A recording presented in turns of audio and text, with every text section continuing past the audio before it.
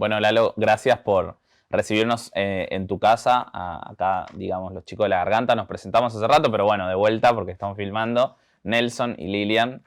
Bueno, tenés un montón de cosas acá. ¿Cuál es por ahí un objeto favorito o un rincón favorito tuyo? No, todos. Depende el día, depende el ánimo. eh, qué sé yo, son como 40 años de laburo y de hacer cosas y de recuerdos y de locuras y se van superponiendo como en capas y depende del estado emocional cobra, o cuando encontrás algo que hacía mucho que no veías, decís, Claro. wow, mirá esto. Entonces, qué sé yo, de pronto es un dibujo. Teletransporta un poco a algún momento. Sí, y de pronto pasó con un dibujo que nos habían hecho en la época de Rock and Pop, y entonces lo clavo en una pared y dura un rato, y después viene otra cosa arriba, y así las capas se van superponiendo en una especie de caos indominable. Mencionabas 40 años y en todo este tiempo, sea bueno en la Rock and Pop como locutor, conductor o relacionado al arte también que hablábamos hace un rato, elegís comunicar. ¿Por qué lo elegiste y por qué seguís eligiendo comunicar si es que es tu elección? No sé si es mi elección, es como una especie de inercia, lo puedo explicar de ese modo. Cuando era adolescente entré a una propaladora que todavía no era una radio, un circuito cerrado en donde nací, en San Pedro, y me hice amigo de la gente y era el curioso que iba a cebar mate, y una cosa lleva a la otra. Y después el suceso de alguna manera de Fernando Bravo, que sale del mismo lugar, él hacía las transmisiones deportivas de automovilismo y estudia en el ISER y tiene un programa en Buenos Aires y luego un programa de televisión y vuelve a San Pedro con un auto 0 kilómetros. Esa fue como la zanahoria del burro, o sea, de alguna manera nos simbolizó eso de es posible y ahí se me ocurrió venir a estudiar locución. Yo hacía algunas cositas ahí en el circuito cerrado de San Pedro.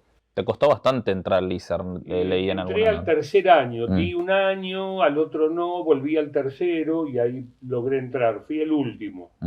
Como que hubo un repechaje de esos 40 que éramos 1000 y tantos de exámenes de ingreso y entraban 40. ¿Y hoy cuál es tu zanahoria? Esto que mencionabas, ¿no? En aquel entonces. No, hoy es pura inercia. Solo inercia. Sí, sí, solo inercia. Es decir, no puedo parar. Si paro, ¿qué? Es parte de tuya ya, de algún modo. Claro. Es parte sí, de lo que sos, capaz. sí, pero soy un ser funcional. Si paro, muero. O sea, no paro. Parará, me pararán. Hay una foto ¿Parará, papá? Hay una foto muy simbólica tuya con la Negra Bernasi y Feudale, que eran muy jóvenes, compañeros entre sí, digamos. ¿Qué crees que esa generación tuya aportó al periodismo? Y salimos, perdón, salimos de una convención anterior. Digamos que la evolución humana y de las sociedades también son capas. Y 1983, con el regreso de la democracia, yo estaba en 9 PM en Radio del Plata. Yo paso a Rock and Pop en el 87.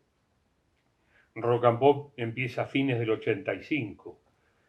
Pero esa segunda mitad de la década 80 es la de la apertura. Y todo empezó a suceder. Estábamos en ese lugar, en ese momento, y todo empezó a suceder. Y sucedió todo así como un envión, ¿no?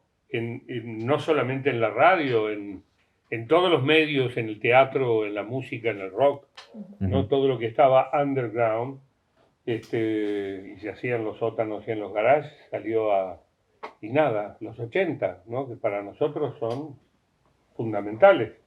Debe ser una de las épocas, de las eras o de los momentos o de las décadas, pongámosle, como le gusta a los sociólogos e historiadores, más fructíferas y más alucinantes de la historia cultural argentina, creo. Al menos del siglo XX. Lalo, hace poco dijiste que perdimos una batalla cultural, que el algoritmo ganó. ¿Por qué lo mencionaste o a qué te referís? Al todo, a nuestra vida de todos los días que está regida por el algoritmo. Hoy le preguntaba en una clase en la UBA, que fui a dar una charla a los estudiantes, ¿quién escuchaba radio? 3 levantaron la mano a veces. ¿Qué escuchan? Escuchamos a demanda, podcast o Spotify. ¿Y por qué no escuchan radio? Porque es más fácil Spotify, le digo. No, es un botón, es un dedo, es igual que la radio. ¿Qué piensan ustedes que tiene que ver el algoritmo en eso? El marketing tiene que ver con el algoritmo y con los usos y costumbres de esta era digital, con la gente que nació en esta era. Y todos bajaron la cabeza y dijeron, sí, es verdad. Tocar el botón de la radio o el tocón en un teléfono, tener una aplicación de radio o un sintonizador de radio, lleva el mismo tiempo para bajarlo que bajar Spotify. Sencillamente es que el algoritmo nos ganó la batalla cultural, a la radio, a la tele, al libro, nos está ganando. Habrá una resistencia, obviamente, y quedará un resabio de todo eso, porque siempre queda, habrá libros de papel, calculo mucho tiempo más, y escribiremos algunos a mano mucho tiempo más. Pero a medida que nos vayamos muriendo y las nuevas generaciones vayan tomando la posta, el algoritmo va a seguir comiendo cabezas. Ese cambio cultural no se dio por generación espontánea, no, fue el algoritmo.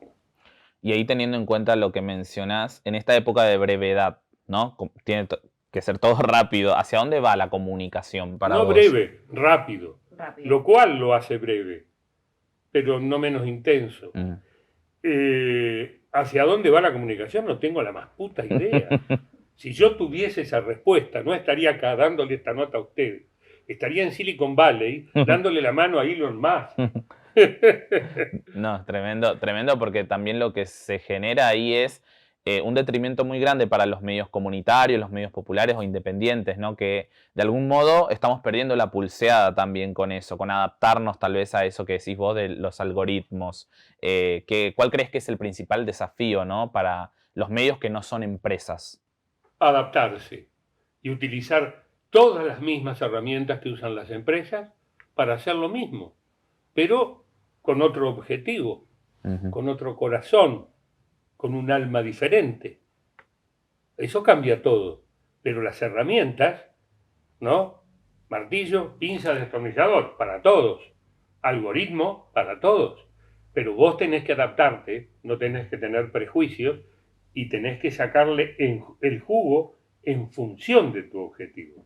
Y para eso hay que reunirse con las nuevas generaciones que ya comprenden esto desde su filosofía más innata, ¿no? Entonces, ¿cómo sería? Bueno, hay que ir llevando al riñón de las organizaciones populares, no gubernamentales, ONGs, a la resistencia, si querés, gente que maneje la herramienta. ¿Y crees que esté comprometida, obviamente, con el mismo objetivo? Si no, no tiene sentido. Tenés que lavarle la cabeza para que labure para vos, que es lo que hacen nosotros. Bueno, vos también, digamos, venís haciendo ese laburo, si se quiere, o esa dinámica, porque sucede particularmente que hay muchas generaciones que te siguen a vos, generaciones de la época de la radio rock and pop, generaciones de hoy en día con Filo Explica, por ejemplo. Mi hermano tiene 18 años y te adora, digo. Y también le seguís llegando a gente de todas las... Se sabe frases, digo, le seguís llegando a gente de todas las edades, pese a que las formas de comunicar o el algoritmo fue cambiando, nos fue adaptando a cierta manera también. Sí, el algoritmo no es nadie, es una fórmula. Entonces, cuando yo digo adaptarse, bueno, eso es lo que yo hice. En realidad, utilizar la herramienta. ¿Qué hice? A ver cómo funciona Instagram. Primero Twitter, no me interesó mucho, se volvió muy belicoso y a mí la belicosidad y la violencia no me interesan. Creo que el mundo no va por ahí. Creo que todo lo que es armado y revoluciones drásticas son del pasado. Que hoy hemos llegado a una etapa en que el ser humano, usando la palabra, puede cambiar las cosas. No necesita andar matando a lo loco. Y Twitter tiene mucho de belicosidad, tiene mucho de violencia, de agresividad. Y Instagram era una cosa más pasatista, más que empezó como otra cosa. Nunca me copé con el Facebook. Si bien mis cosas se replican en Facebook y mucha gente me sigue. Pero adaptarme a eso no es nada, es aprender a mirarme en el teléfono, a conectar un cable, a hacer radio a mi manera, a través de esa aplicación. Haces vivos ahí. Vivos, y utilizar los elementos, una computadora, un mezclador de audio, a disparar música, o sea, hacer una radio en ese, que la gente lo ve en ese pequeño teléfono. Sí, me llevó en la pandemia, el primer mes, adaptarme. Porque primero lo usaba como todo el mundo, posteando un videíto y poniendo mis pensamientos locos. Después se hizo algo más orgánico. Hoy casi es un multimedio, yo lo uso para difundir actividades de otras personas que me piden, para publicar mis ideas cada vez menos, para hacer algunos vivos, para entrevistar gente, qué sé yo, es como una plataforma multimedio. ¿Por qué? Después depende del interés que generes, Claro. la cantidad de gente que te va a mirar. Pero eso es como en todo, ¿no? En una batalla de gallos o en un concurso de Tinelli. O sea, es así. Claro. Mencionaste todo este proceso, Lalo, de, bueno, vos arrancaste a los 15 años, atravesaste la dictadura, bueno, los 80, después los 90, 2001. Digo, en todo este recorrido, carrera y demás, si pudieras definir o acercarte a una definición de libertad, ¿cuál sería? En este contexto donde la palabra libertad está tan... La no existencia del totalitarismo. Uh-huh. Es lo más parecido a la libertad. No es perfecta. La libertad se pelea todos los días. No hay libertad, de hecho. Con un algoritmo, una policía, un gobierno, y un gobierno arriba del gobierno, y un gobierno arriba de muchos gobiernos, y 5 millonarios que manejan el mundo. No hay libertad. Pero bueno, el no totalitarismo para mí es una libertad. El totalitarismo es, de alguna manera, es excluyente. O sea, hay una porción de la humanidad que no tiene sentido que viva, ¿no? Con estructura o con un sistema así tampoco se Es puede. supremacista el totalitarismo. Cree que esta versión de la realidad es la que vive y lleva y sirve, y el resto que muera. Y de hecho se matan, Uh-huh. ¿no? Claro. Vos tenés por un lado a un grupo que no quiere que el otro viva, y es radical, y hay otro que hace lo mismo. No creo más en esa parte del ser humano, atrasa, muy, muy antigua. Pero todos los que manejan el mundo hoy, ¿no? Que son 5, 10, son tipos grandes. En su mayoría varones. Todos estos del lío son todos varones. La teníamos a Merkel, que era bastante lógica, Uh-huh. y ya no está más. Y después tenés a los americanos, tenés a los chinos y a los rusos. Y el resto es la B. Sí. Para mí la Unión Europea es la B. Es Estados Unidos, Rusia, China. Para mí es el partido. Y los dueños del mundo, 5, 10. 10 millonarios. Los 10 más millonarios del mundo tienen el equivalente en fortuna. Son como 1.500 o 15.000 billones, que son millones de dólares. Es un gobierno paralelo de facto. Un planeta paralelo. Un Sí. planeta paralelo de Claro. facto. Y un imperio, ¿no? Que hoy domina. ¿Cuál es la religión más extendida? Que tiene más creyentes en el mundo. Y todos piensan, ¿quién? Cristianismo, ¿El me cristianismo? imagino. No, el dólar. No, el dólar. Ah, bueno. Bueno, están ahí.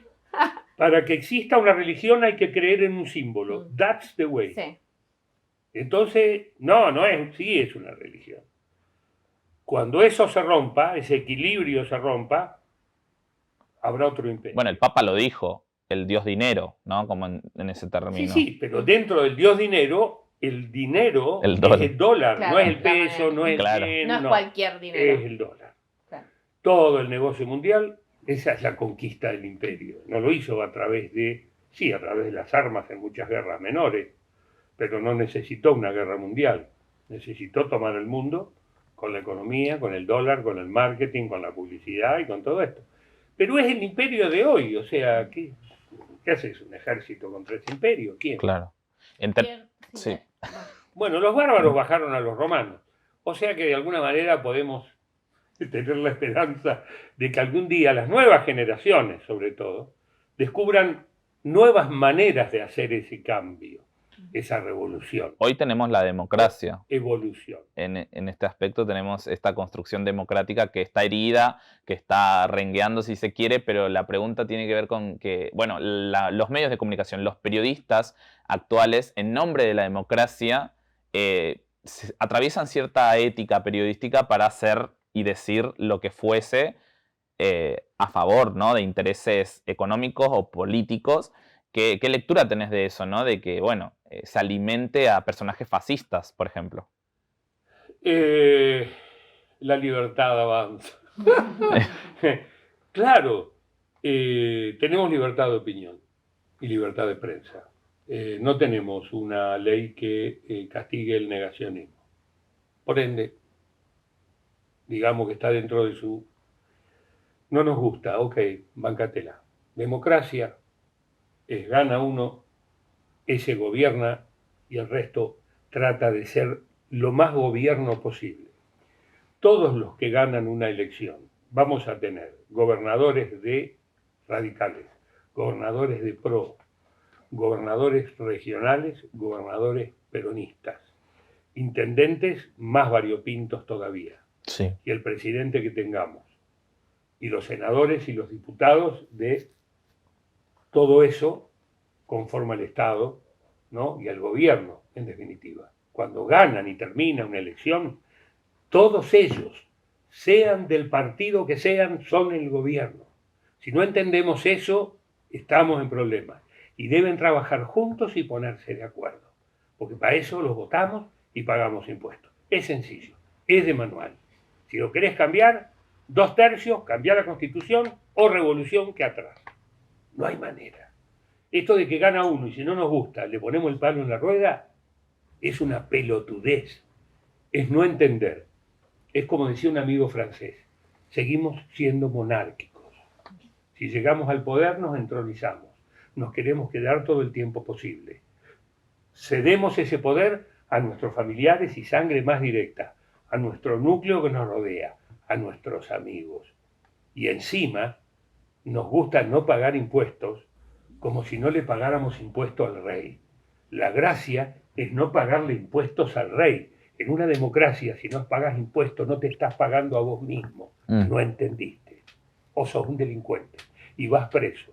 En Estados Unidos, que es una democracia también, una gran democracia liberal, pero también es un Estado conquistador, ¿no?, y un imperio colonizador, la democracia funciona perfecta. No paga impuestos en Estados Unidos, vas preso. Por eso vas preso. Me salió un versículo. Lalo, ¿y cuál crees que son las deudas de los diferentes poderes en Argentina, ¿no? O mismo del propio Estado también para con la Argentina. Personalizarse es el error. Las personas, todas las personas pasan, no somos nada. Efímeras. Hay que fortalecer la institución y nos chupa un huevo la institución. Tenemos 2 millones de leyes, no cumplimos ninguna. Tenemos que cambiar la cabeza, nuevas generaciones. Eso es de a poco, eso es cultural. Pero bueno, también hay que pelear por eso. Educación, cultura, salud, necesidades básicas. Y ahí un pueblo crece, evoluciona. A las piñas no. Bueno, es mi idea humilde, ¿no? No va tan al ritmo del algoritmo, quizás en ese sentido, ¿no? Que cada vez es más... No, lo que pasa es que el algoritmo es come coco. Entonces también tal vez al algoritmo o a este sistema de poder le conviene que toda una gente enajenada se esté peleando todo el tiempo. Porque a río revuelto, ganancia de pescadores. Para analizar la realidad y la vida, unos viejos dichos siguen siendo y aforismos siguen siendo válidos. ¿Entendés? Entonces, no me importan las personas. El que gana hoy, mañana cambia. Es un eslabón en toda esta cadena. Lo que es importante es que la institución sea fuerte. No le damos bola. No respetamos los reglamentos.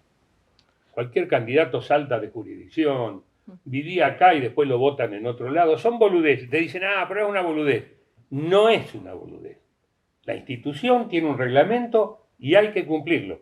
Porque si vos no cumplís este, y vos no cumplís el otro, y vos no cumplís el otro, la institución se desgrana, se desarma, pierde credibilidad. Es sencillo. Está en el manual. Lo aprendimos en el manual Estrada en 5º grado. Pero bueno, somos los argentinos un poco díscolos, también un poco necios, también un poco apasionados, muy divertidos y por sobre todas las cosas, impredecibles. Vos sos un gran lector. Políticamente, ¿cómo te imaginás a una Argentina, pero de ciencia ficción?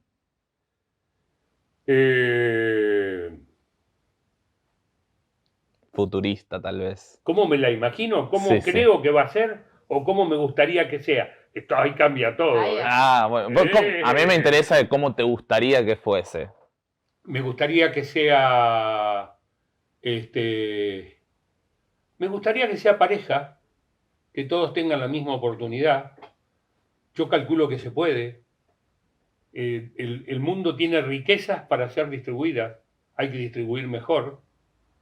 Y me imagino en la Argentina, con todo eso, una sociedad loca, una sociedad creativa, pero no aplicar la creatividad para toda esta manga de choreos que aplicamos la creatividad, sino para cosas divertidas y que ayuden a la gente, ¿no? Ujú. Eso me imagino.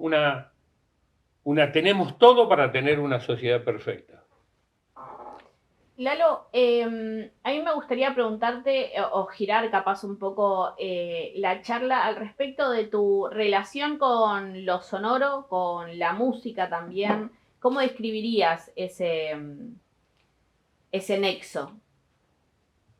Y me llevó la vida también, es un poco por la inercia y un poco lo entiendo ahora a la distancia, porque primero somos palabra, después somos canción, después somos dibujo, después escribir. Primero fue, seguramente habló. Tal vez cuando empezó a hablar empezó a pintar en las piedras. Son más antiguas las pictografías que los escritos. Después empezó la palabra escrita. Pero digamos que en esos 4 elementos, ¿no?, está todo nuestro universo de comunicación y de evolución. Llegamos a hacer aviones, torres en el desierto y todo esto porque nos comunicamos, porque hablamos e intercambiamos ideas, ¿no? Y nadie lo hizo solo. Ujú. Esto es una construcción colectiva. Todo el mundo es una construcción colectiva. ¿Sí? Y lo más puede ser muy genial, pero para hacer cualquiera de las cosas que hace, necesita un equipo, un batallón de gente que trabaja muy mancomunadamente, ¿no? Ujú. Que forman un equipo, evidentemente, con conflictos, con tensiones, con todo. Y eso lo dio la comunicación. Y yo me metí por ahí, no sé por qué, me cautivó, qué sé yo, y después una vez que estaba adentro, me iban pasando cosas. 9 pm, 4 años, me llama Greenbaum, vamos a Rock and Pop, Radio Banco, pum, pam, pum, pam. Nada, yo fui así a los manotazos, ¿entendés? Fue como me fue pasando, muy vertiginosamente. Por suerte yo tenía esta cosa de parar. Yo paré en el 86 cuando terminé 9 pm un año, sabático. Cuando Greenbaum nos sacó la segunda vez de la Rock and Pop, porque en realidad nos fuimos con la negra en el 91 al 92, sabático. Y después, ya bueno, en 94 nacieron mis hijas, no tuve sabáticos hasta el 2017 creo que era. 2017 me tomé sabático, que era cuando cumplí 65 años, que era la edad del jubileo, yo decía, y me tomé sabático. Sí, a veces paro, pero lo demás es un torbellino. Yo podría seguir trabajando en vivo, en radio, todo, no decidí que no. ¿No? Tengo una vida un poco más recoleta, más tranquila. Para ir cerrando, Lalo, ¿qué consejo le das a la juventud? No tengo idea.